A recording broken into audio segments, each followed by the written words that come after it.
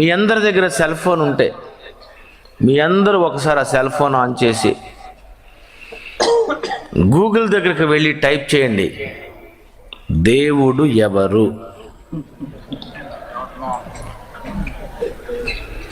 100 మంది దేవుళ్ళు వచ్చేస్తే, 3 దేవతలు వచ్చేస్తే నీ ఇష్టమైనది ఎంచుకో అంటది.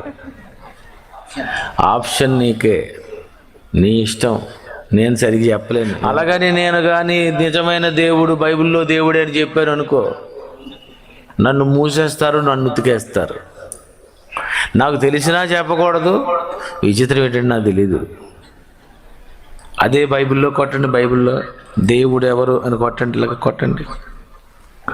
నేను తప్ప వేరొక దేవుడు లేడు. ఎలా ఉందండి బైబిల్లో? నేను తప్ప వేరొక దేవుడు లేడు. క్లారిటీ ఉంది. గూగుల్కి తెలియనిది బైబిల్ చెబుతుంది. ఈరోజు మీరు వాడుకుంటున్నటువంటి